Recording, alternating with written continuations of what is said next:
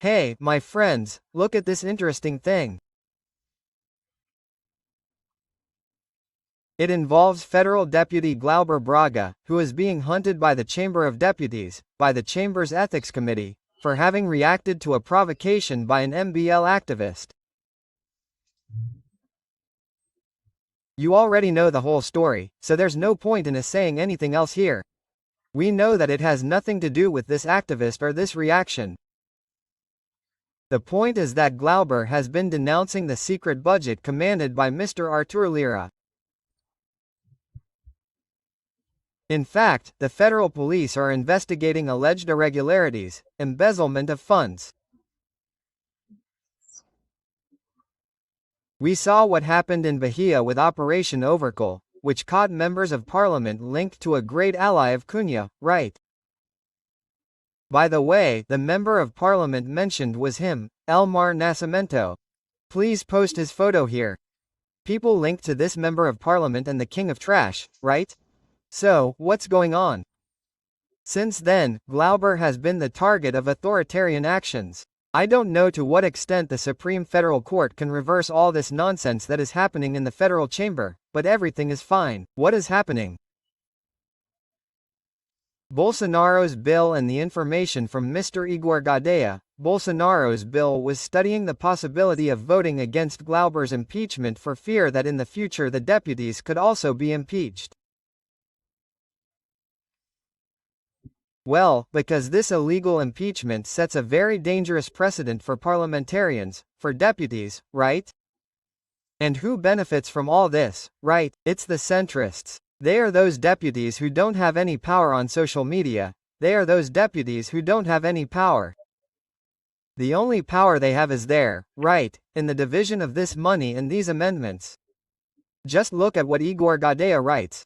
Bolsonaro's bill on the screen becomes people's hope to save Glauber Braga. There's Glauber's photo at the Ethics Council.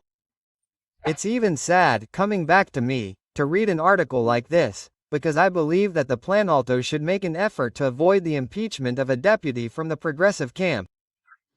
Ah, João, but Glauber doesn't collaborate. Glauber doesn't back down. But if he backs down, he will be giving in to practices that he condemns. Well, when Lula was imprisoned in Curitiba, Lula said, "I do not accept an electronic ankle bracelet. I am not a carrier pigeon. I will only leave prison when I prove that Moro is a liar, that Deltano Dallagnol is a liar." Why can't Glauber do the same thing? Fight until the end. Didn't Lula fight? So Glauber will fight until the end because he did not steal our $1. My friends. That's what I want some people to understand, right? I saw, for example, Minister Gla Hoffman say, "Look," she was asked and she said, "Look, it's a matter for Parliament, it's not up to me to speak, it's not up to me to interfere, but I think Glauber's impeachment is unfair." Quote, I say to Minister Gzi Hoffman, I understand, Minister, you are even afraid, you are afraid that any statement you make will be picked up by the press, right? And that will open up a crisis against the federal government, but I think the government does have to intervene in this process. Mr. Artur Lira can never, at any time, think that he can hunt down anyone.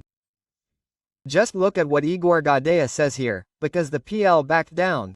First, the PL signaled that it would vote against impeachment. Then the PL backed down for fear that its voters would no longer understand. According to what is being said and is here in Igor Gadea's column, the PL's backing down has a little help there, it would be Artur Lira. Just look at what a certain part of the article says.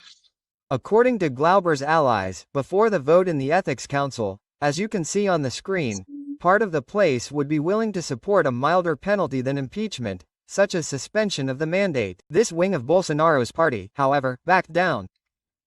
The columnist goes on to say that the Paseo leaders would have backed down after the former Speaker of the Chamber of Deputies, Artur Lira, who has been accused by Glauber of working to get the impeachment of the personalist approved. According to Glauber's allies, Lira would be helping the PL, the Liberal Party, to move forward in the Chamber of Deputies with the amnesty bill for those convicted of January 8. You can continue on the screen there, because columnist Igor Gadea sought out Lira, who spoke out denying it and saying the following in a note. Open quotes, "For my part, I vehemently refute yet another illegitimate accusation by Congressman Glauber Braga, and I emphasize that any insinuation of irregularities, without any concrete evidence to support it, will give rise to the adoption of appropriate legal measures." Come back with me here, President Lula.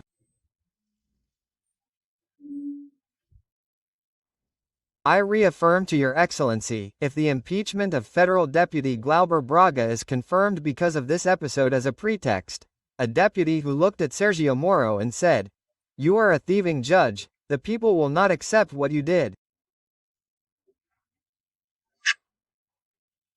You arrested President Lula so that he would not be a candidate." A deputy who, during the impeachment, during the coup against Dilma, looked at Eduardo Cunha and said, "Cunha, whoever holds your seat smells of sulfur." And he cited historical figures, a beautiful vote, Glauber's vote, even citing the Raiz, Darcy Ribeiro, Leonel Brizola and other fighters for our democracy, Plenio de Arruda Sampaio and so many others. I say to President Lula, do not abandon Glauber. Planalto, do not abandon Glauber. There is a way for Planalto to act. We cannot accept this kind of thing.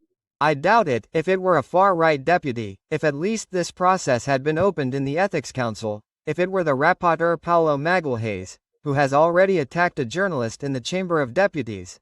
A guy who has already attacked a journalist in the Chamber of Deputies, is now asking for the impeachment of a parliamentarian, because this parliamentarian reacted to a provocateur from the MBL outside the plenary. My God, this Paulo Magalhães, I sometimes wonder if he can sleep at night, if he can lay his head on the pillow. Because, honestly, Deputy, and look, we know that you have benefited greatly from the distribution of amendments. We know the cities to which you have allocated a lot of resources without any transparency, Deputy.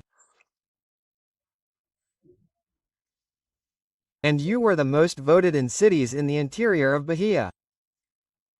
Will the people of Bahia approve this kind of thing?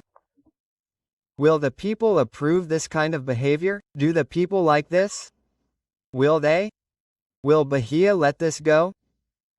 I call on the progressives of Bahia to oust Paulo Magalhães at the polls in 2026. That's it, friends. To conclude, I wanted to say that with your cell phone, you can earn a good extra income working from home. But how? Joao, but have you ever imagined $500 more at the end of the month? $2,000 more at the end of the month? Working from home, using your cell phone over the internet? Today we have several serious platforms. Now it's not a gambling business, no, God forbid, it's for work, right? I already use the internet on several platforms, working in my spare time and earning my money. If you're interested, go here to the extra income link, you'll talk to our friend Clyson, put his photo there, this guy is extremely responsible, okay? So, my friend, leave the analog era and come to the digital era. In the digital era you can earn a good extra income, working, I repeat, from home and at the time you want. You say so. The fight goes on. Oh.